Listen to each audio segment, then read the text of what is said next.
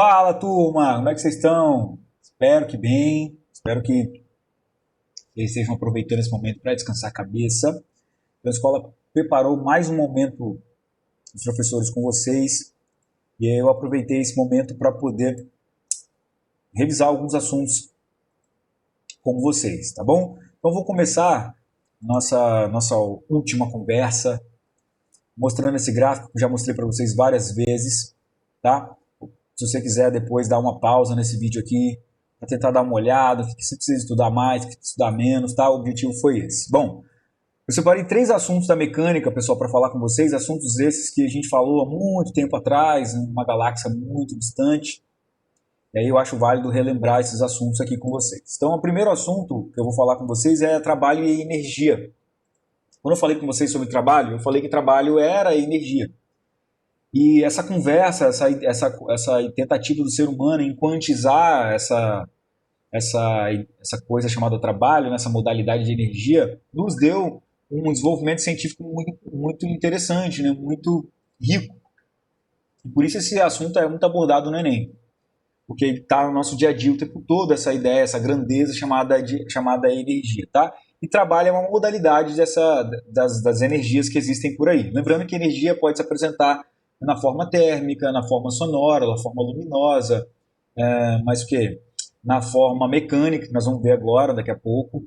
Enfim, diversas modalidades de energia existem por aí. Nós vamos falar de uma só nesse momento agora, que é essa de trabalho, tá bom? Então, como que eu consigo calcular o trabalho executado ou desenvolvido ou aplicado por uma força? A ideia de trabalho, ela vem a partir do momento em que eu relaciono deslocamento e força. Porque se um objeto está se deslocando, é porque alguma força causou esse deslocamento. E se um objeto para de se deslocar, então é porque alguma força fez com que esse deslocamento fosse cessado. Então, no primeiro momento, que o objeto adquiriu movimento, doou-se energia para ele, ou seja, realizou-se trabalho sobre esse objeto. E no outro momento em que esse objeto foi retardado, parou de se movimentar, retirou-se energia desse objeto. Estou olhando aqui para baixo, porque eu estou olhando minha câmera, eu vou colocar ela aqui em cima para poder ficar melhor. Beleza, então como que eu calculo essa energia chamada trabalho, essa modalidade de trabalho que tem a ver com deslocamento e força? Então, olha só, essa grandeza chamada trabalho vai ser representada pela letra tal, e ela nada mais é do que o produto entre a força aplicada a um objeto, o deslocamento que esse objeto está causando, ou está realizando, e o cosseno do ângulo entre essa força e esse deslocamento. É válido lembrar que pode ser qualquer força aqui, pode ser força-peso. Calcula o trabalho da força-peso, aí a força vai colocar aqui a força-peso. Calcula o trabalho da força elástica, é só colocar a força elástica aqui no lugar dessa fórmula aqui. Tudo bem? E esse cosseno desse ângulo, o que é esse ângulo aqui? É o ângulo entre a força e o deslocamento. Olha para essa figura. A força está sendo aplicada por esse rapaz aqui na horizontal. Ele está puxando essa caixa horizontalmente. E essa caixa está se deslocando do ponto A até o ponto B também horizontalmente. Então, nesse caso aqui, o ângulo seria zero. Tá? Então, você colocaria cosseno de zero, que é 1, né? Vocês sabem muito bem disso. Agora, vamos falar um pouco de unidade de medida de trabalho, de energia no caso. Trabalho é energia. Força é dada em Newton. Deslocamento é dado em metro. Isso no sistema internacional. Então, o produto entre Newton e metro é Joule, que é essa unidade de medida de energia no sistema internacional. Tá? Foi homenagear um cientista que contribuiu muito para essa área da física, para essa área da ciência. Bom, isso só pode ser calculado dessa forma se essa força for constante. Agora, se ela variar de intensidade ao longo desse deslocamento, ou seja, se ela aumentar, se ela diminuir, se ela assumir valores negativos, ou seja, se ela inverter de sentido, né? Então eu vou calcular como? Aí nós vamos ter que fazer uma análise. Só um minutinho, deixa eu ver se está gravando aqui. Beleza, está gravando. Nós vamos ter que fazer uma análise gráfica desse comportamento aí. Então se liga o que aconteceu. Ó. Essa força foi aumentando, teve um pico máximo, depois ela veio diminuindo, mas ela continua sendo positiva, porque ela está aqui ocupando essa parte superior, esse primeiro quadrante aqui do gráfico. Beleza. Então, nesse momento aqui, essa força realizou um trabalho positivo. E como é que eu calculo esse trabalho? Calculando essa área. Aí ela foi diminuindo, diminuindo, diminuindo, até parar, até se tornar zero nessa posição. Lembrando que esse gráfico aqui é um gráfico de força por deslocamento, posição, space, tudo bem? Beleza, por isso S aqui. Então, nesse momento, a força tornou-se zero. Só que em em determinado instante posterior, ela começou a assumir valores negativos. Note que agora ela foi para o quarto quadrante, né? Está aqui embaixo aqui do eixo X, né? Do eixo do S. Então agora ela assumiu valores negativos. O que significa isso? Que em vez de ela estar doando energia, agora ela está retirando energia desse objeto que está se deslocando. Então como é que eu calcularia o trabalho total? Eu faria a diferença entre esse trabalho e esse trabalho. Tudo bem? Então trabalho motor, trabalho resistente. A diferença entre esses dois trabalhos aqui daria o trabalho total causado aí ou realizado por essa força. Agora, já que nós estamos falando de energia, é muito importante a gente falar sobre potência e rendimento. Vou tentar falar de uma forma bem rápida para o vídeo não ficar muito longo. Aliás, eu separei 3 assuntos para a gente comentar aqui. Eu vou dividir esses assuntos em vídeos para eles não ficarem tão longos assim, tão chatos, tá? Então, aqui nós vamos falar agora de potência e rendimento. É muito importante falar de potência, por quê? Porque a definição de potência que eu escrevi nesse texto aqui é a seguinte: potência é a razão entre a energia transformada ou dissipada, também pode-se dizer assim, e o tempo que eu gastei para transformar essa energia. Por exemplo, se eu comprei um chuveiro que tem uma potência de 5.000 watts, significa o quê?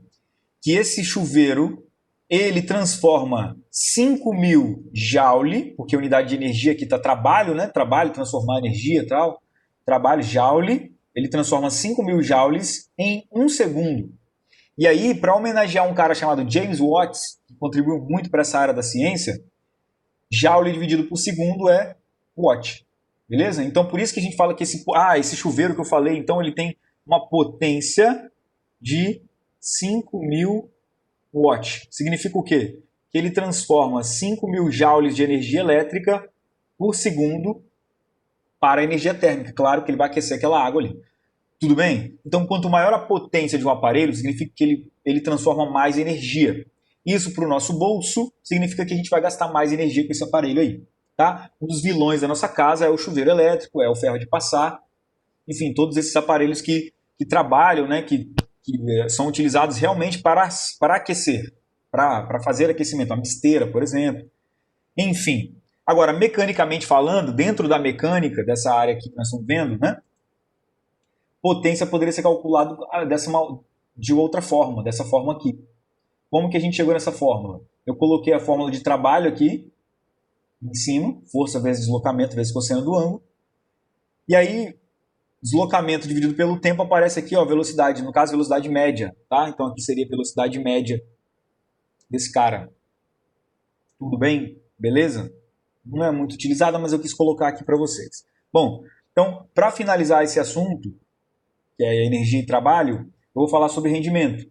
Vamos falar de rendimento, vou começar a falar sobre uma máquina, mas tudo que eu falar sobre rendimento de máquina serve para qualquer tipo de rendimento. Eu vou dar um exemplo sobre isso também, sobre fora máquina, quer ver? Então pensa numa máquina aí. Eu estou mandando uma energia por unidade de tempo, quer dizer, estou mandando uma potência para essa máquina. A potência total. Energia durante um intervalo de tempo. Então o tempo está passando ali. Aí essa máquina, ela utiliza uma quantidade dessa potência e outra quantidade é perdida. Então, qual é o rendimento dessa máquina? Ou seja, o que essa máquina realmente está aproveitando? Rendimento é dado em percentual. Então, rendimento para essa máquina aqui seria a potência útil, é a potência que realmente essa máquina está utilizando para realizar o que ela foi construída, o propósito dela, dividido pela potência total, ou seja, a energia que eu estou entregando para a máquina. Tudo bem? Quer ver uma outra aplicação de rendimento? Eu vou lançar 10 bolas para uma cesta de basquete. Então, das 10 bolas que eu vou lançar, suponhamos que eu acerte 2. Então, eu acertei 2 de 10.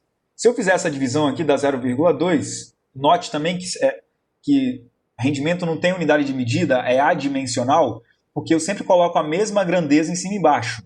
Então, por exemplo, se eu coloquei potência em cima e potência embaixo, o watt dividido por watt dá 1. Então, por isso que rendimento não tem unidade de medida.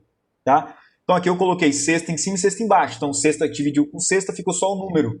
Agora, se eu multiplicar isso aqui por 100%, eu tenho então um rendimento de 20%. Beleza? Então, das 10 bolas que eu lancei, só acertei 2. Eu tive um rendimento então de 20%. Então, essa ideia de rendimento é muito utilizada e serve para qualquer área da física, tá? Até para outras áreas também, não só da física. Então, sempre vai ser o que eu utilizo dividido pelo que eu disponibilizei para utilizar aquilo. Então, a potência ou a energia útil dividido pela potência ou energia total, tanto faz. Bom, aí agora eu trouxe, continuando a falar sobre energias, eu trouxe aqui aquelas energias que nós vimos, as energias da mecânica, já que nós estamos falando da mecânica. Então, vou falar bem rapidamente, porque isso aqui nós falamos bastante. Então, na mecânica existem 3 tipos de energia. A energia cinética, que é aquela que está associada ao movimento. A energia potencial gravitacional, que é aquela que está associada à altura. Então, está aqui a formulinha.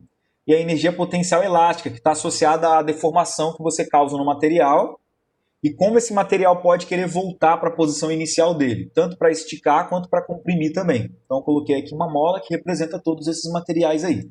Então, para calcular a energia cinética, é mv ao quadrado sobre 2. Ela tem a ver com o movimento. Para calcular a gravitacional, é mgh. E para calcular a energia potencial elástica, é kx ao quadrado sobre 2. O que é K? É a dureza desse material. Então, você já é tabelado. Por exemplo, o concreto tem um K, o aço tem um K. Ah, professor, e as molas? Aí cada mola vai ter um K, vai ter um valor de K, de elasticidade dessa mola aí vai ser dado, obviamente, pelo problema. Se não for dado pelo problema, vai ser exatamente isso que ele vai querer que você encontre, perdão. E esse ΔX aqui, ou só X, é o quanto você deformou aquele material. Pode ser tanto para comprimir quanto para esticar. Então nós já vimos aí as energias da mecânica também, tá? Beleza. E aí para continuar e finalizar, eu vou falar dos teoremas de trabalho e energia. Eu vou falar sobre conservação de energia, que é um tema também que o Enem adora abordar. Então, como Lavoisier falou, né, muito tempo atrás, na natureza, nada se cria e nada se perde, tudo se transforma. Ele falou isso. E eu trouxe essa ideia de represa aqui, uma usina de geração de energia elétrica, para falar sobre esse assunto.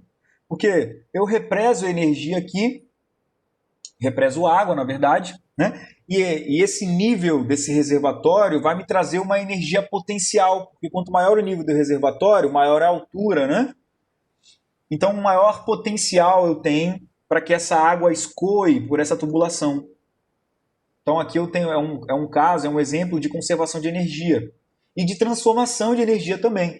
Então, eu estou transformando energia mecânica aqui, potencial gravitacional, em energia cinética, porque quando essa comporta aqui é aberta, essa água quer fluir por essa tubulação. Então, estou transformando energia potencial gravitacional em energia cinética. Beleza. E aí, posteriormente, essa energia cinética vai girar as pás de um transformador, tá aqui embaixo, e esse movimento vai ser transformado, essa energia de movimento, essa energia cinética vai ser transformada em energia elétrica. E essa energia elétrica vai chegar nas nossas casas. Então, todas as usinas trabalham com essa ideia de transformação de energia. Tudo bem? Se for uma termoelétrica, vai ser a transformação de energia térmica em energia elétrica. Só que no meio do caminho eu tenho outras energias que aparecem aí. Por exemplo, numa termoelétrica eu transformo energia térmica, beleza? Aquecendo a água, por exemplo, e essa água é canalizada, e aí ela adquire velocidade por conta dessa canalização. Então essa energia térmica foi transformada em energia cinética posteriormente, e essa energia cinética vai gerar de novo uma turbina, né? Um gerador, só que não é desse tamanho, é um pouco menor, e esse gerador girando vai aparecer energia elétrica nele, através de um fenômeno chamado indução eletromagnética. Tudo bem? Então, toda hora nas usinas acontecem transformações de energia aí. Isso. E a energia final é sempre a elétrica, que a gente mais utiliza, né? Tudo bem? Então, vou falar agora então dessas ideias de energia, dessas equações. Então, uma equação que nós vimos que foi muito importante é o teorema da energia cinética. Ele fala assim, que o trabalho da força resultante, beleza? É ou causa uma mudança na energia cinética. Lembrando que o trabalho da força resultante é só eu colocar na fórmula de trabalho a força resultante. Seria ΔS, perdão.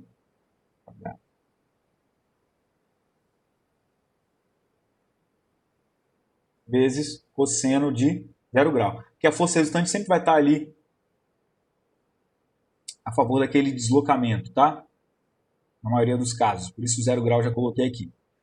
Beleza, tudo bem. Nós vimos então também os sistemas conservativos, que é aquele que não há perda de energia mecânica, ou seja, não há forças dissipativas naquele sistema ali. Deixa eu apagar aqui esse N e colocar um N. No caso, forças dissipativas seriam forças de atrito. Né? Em alguns sistemas, em algumas situações, entenda um sistema por situações, a gente pode desconsiderar a força de atrito, que ela age de uma forma tão rápida ou muito menos intensa, ou quase não intensa, né? Não existe. Então a gente fala que aquele sistema ali é conservativo. Significa o quê? Que toda a quantidade de energia que eu tenho no início, né, num determinado instante, eu vou ter em outro instante, um instante posterior. Então eu posso escrever com segurança essa igualdade aqui. Lembrando que a energia mecânica final é a soma das energias mecânicas lá num tempo final, um tempo posterior, e a energia mecânica inicial é a soma das energias mecânicas num tempo anterior, no tempo inicial, no tempo em onde eu começo a observar aquela situação. Tá?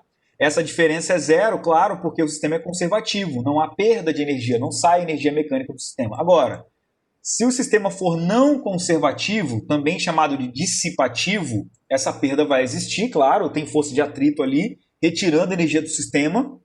Em geral, acontece o chamado efeito Joule, que é a energia mecânica sendo transformada em energia térmica, na aquecimento, né? Sempre, ou quase sempre. E aí uma maneira de calcular essa energia dissipada é fazendo a diferença entre a energia mecânica que o cara tinha lá no início e a energia mecânica que ele vai ter no final, ou entre um momento e outro. Se eu estou querendo calcular a energia entre esses dois momentos, a energia dissipada. Então eu vou utilizar essa formuleta aqui, né? Que a mudança de energia mecânica é nada mais do que a energia dissipada, a energia que saiu daquele sistema ali. Tranquilo? Beleza? Deixa eu ver quanto tempo tem essa videoaula, porque eu acho que de repente eu preciso parar para começar outra. Vou parar para começar outra, falar de um outro assunto. Espera aí. Já volto, hein?